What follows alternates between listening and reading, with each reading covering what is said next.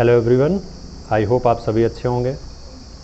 Last video में हमने discuss किया था कि कोई अगर बिगिनर है तो उसकी क्या स्ट्रेटजी होनी चाहिए, कैसे वो अपनी प्रिपरेशन स्टार्ट करे। उस पर मैंने मैथ्स, जीएस, रीजनिंग और इंग्लिश सभी के लिए बताया था। इंग्लिश के लिए मैंने कहा था कि कृतिम का एक वीडियो आएगा, उसमें वो आपको स्ट्रेटजी बताएगी कैसे शुरुआत करनी चाहिए। वो वीडियो भी आ गया है, चैनल पे है, आप लोगों ने उसे देखा भी है। अगर अभी किसी ने नहीं देखा तो वो भी देख लें। उसके बाद जो सबसे ज़्यादा पूछा जाने वाला क्वेश्चन था आप लोगों की तरफ से वो था कि मैथ्स की स्ट्रेटजी क्या होनी चाहिए और मैथ्स में कौन कौन सी बुक्स हमें लगानी चाहिए। आज इसको हम बिल्कुल सरल करके समझेंगे। सबसे पहली अप्रोच ये रखिए, जब भी आप किसी कंपटीशन की तैयारी कर रहे हैं, चाहे वो कोई भी एग्ज़ाम हो, जो नंबर ऑफ़ बुक्स है उनको मिनिमम रखिए। अक्सर क्या होता है कि चूँकि जब हम तैयारी कर रहे होते हैं तो कोई ना कोई प्रेशर होता है। बोर्ड के समय होता है कि बोर्ड का प्रेशर है।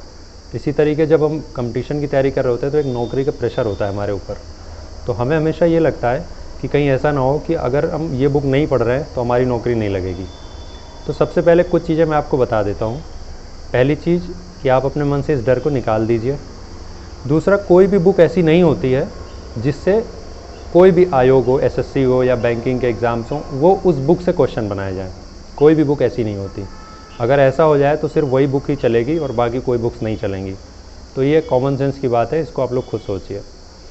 कोई अगर कहे कि केवल इसी बुक से पढ़ के सिलेक्शन हो सकता है तो वो बिल्कुल गलत कह रहा है। सभी बुक्स, जो भी टॉप 10 बुक्स होती हैं, उनमें से कोई भी एक बुक अगर आपके पास है और आप उसे रिलीजियसली लगा रहे हैं तो आपको सफलता पक्का मिल जाएगी। ये आप अपने मन में रखिए। लेकिन हाँ, जो मेन कंडीशन होती है वो मैंने उस वीडियो में भी बताया था कि आप उस बुक को कितना रिलीजियसली फॉलो कर रहे हैं। इस बुक में भी, इस वीडियो में भी मैं आपको उस बारे में फिर से रिपीट कर दूंगा। तो मैथ्स के लिए अगर हम बात करें तो सबसे जो बेसिक बुक होती है वो आर.एस. अग्रवाल की बुक होती है। जो बिल्कुल नया तैयारी कर रहा है और उसकी मैथ्स वीक है, जिसे कहते हैं कि मैथ्स काफ़ी वीक है और कुछ भी नहीं आता, तो आर.एस. अग्रवाल की जो बुक है वो एक ऐसी बुक है जिसमें बहुत ही सरल लेवल के क्वेश्चन दिए जाते हैं। तो जैसे आपने कोई चैप्टर देखा, पढ़ा और उसके बाद आपको प्रैक्टिस करनी है तो बिल्कुल बेसिक लेवल के क्वेश्चंस आपको आर.एस. अग्रवाल में मिल जाएंगे। दूसरी बुक आती है जो मैंने पढ़ी है, वो सुमित्रा पब्लिकेशन की बुक आती है। महेश मिश्रा उसके राइटर थे। अभी कोविड में उनकी डेथ हो गई। तो महेश मिश्रा की जो बुक है वो काफ़ी अच्छी है। मैंने वही बुक परचेज़ की थी जब मैंने प्रिपरेशन शुरू की थी। आज भी मेरे पास उस बुक का पुराना वाला जो एडिशन है वो रखा हुआ है। अभी तो नया एडिशन आ रहा है। वो बुक अभी भी जो कैंडिडेट्स लगा रहे हैं, मैंने भी अभी उसका लेटेस्ट एडिशन देखा हुआ है, वो बुक अच्छी है, तो आप उस बुक को लगा सकते हैं। अगर आपके पास कोई बुक ऑलरेडी है तो इसका ये मतलब नहीं कि आप उसको रख दें और उसको महेश मिश्रा खरीद के उसको लगाने लगे। ऐसा बिल्कुल मत कीजिए। सभी बुक्स अच्छी हैं। अब मैं आपको ये बता देता हूँ कि आप ये कैसे जज करेंगे कि आपकी जो बुक है वो अच्छी है या नहीं अच्छी है। तो बुक को जज करने का सबसे अच्छा तरीका ये होता है कि आप उसका कम से कम 2 चैप्टर और ज़्यादा से ज़्यादा 3-4 चैप्टर लगाइए किसी भी बुक से जो आपके पास है या जो आपके टीचर आपको रिकमेंड कर रहे हैं। तो जैसे आपने उसका 1-2 चैप्टर लगा लिया या मैक्सिमम 3-4 चैप्टर लगा लिया। अब जो चैप्टर आपने उसके लगाए हुए हैं वही चैप्टर के क्वेश्चंस जो एसएससी ने पूछे हैं लास्ट ईयर में वो उठाइए। जैसे आपने वर्क एंड टाइम लगा लिया, परसेंटेज लगा लिया, या 1-2 चैप्टर कोई और ले लीजिए। अब आप इन्हीं चैप्टर से रिलेटेड क्वेश्चंस ढूंढिए। एसएससी के लास्ट कम से कम 3 से 5 साल के जो एग्ज़ाम्स हुए हैं उसमें वो क्वेश्चन ढूंढिए और आप देखिए कि क्वेश्चंस आप लगा पा रहे हैं या नहीं लगा पा रहे हैं, और क्वेश्चंस उसी तरीके के मिल रहे हैं या नहीं मिल रहे हैं, ये आपको देखना है। अगर क्वेश्चन उसी तरीके के मिल रहे हैं तो वो बुक आपके लिए अच्छी है। एक बुक आती है किरण पब्लिकेशन की, वो बुक, उसमें क्या है, सिर्फ लास्ट ईयर का कलेक्शन है। वो भी बुक बहुत अच्छी है। उसमें लगभग 10,000 क्वेश्चन हैं और मैंने आपको जो फार्मूला दिया था कि आप 100 क्वेश्चंस पर डे लगाइए, और 50 के लिए भी कहा था, जो लोग बिल्कुल नहीं कर रहे उनके लिए तो 50 सही है। तो जो मैंने 100 क्वेश्चंस का फार्मूला दिया था, अगर आप उससे चलेंगे तो आपकी 100 डेज़ में वो ख़त्म हो जाएगी, यानी 3 महीने में ख़त्म हो जाएगी। आप अपनी सुविधा के लिए मान लीजिए कि आप 4 महीने में उसे ख़त्म कर देंगे।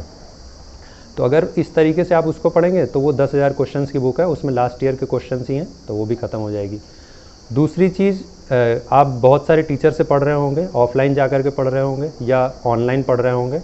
आपके लिए वो टीचर अच्छा है जिससे पढ़ने के बाद आपके मार्क्स बढ़ रहे हों।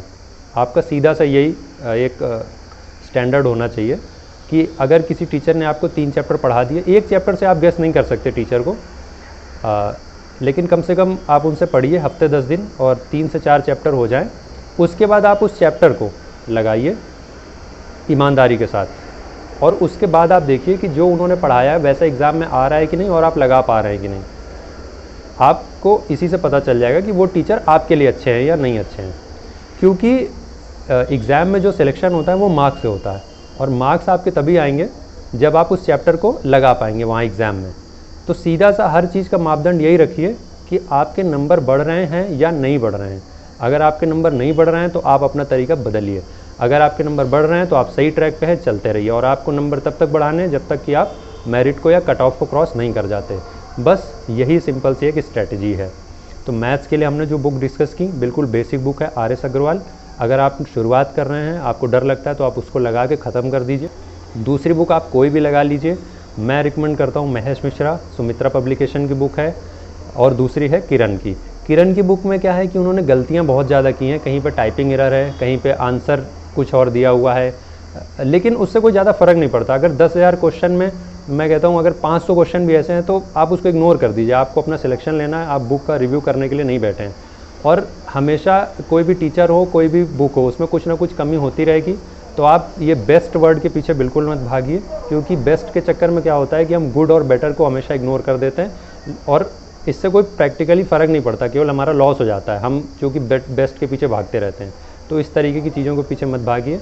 अपना डेली का जो शेड्यूल है उसको पूरा कीजिए। अगर आज का जो मैंने फर्स्ट वीडियो में बताया था आपको, ऑन स्टॉक 1 नाम से जो हमारा वीडियो था, कि आपका 8 से 9-10 घंटे का एक शेड्यूल होना चाहिए, वो पूरा हो जाना चाहिए। अगर वो पूरा हो गया है उसके बाद आप बाकी कुछ भी करने के लिए फ्री हैं। तो आई होप कि मैंने आपको इसमें जो भी डाउट्स हैं वो क्लियर कर दिए होंगे। मिलते हैं नेक्स्ट वीडियो में।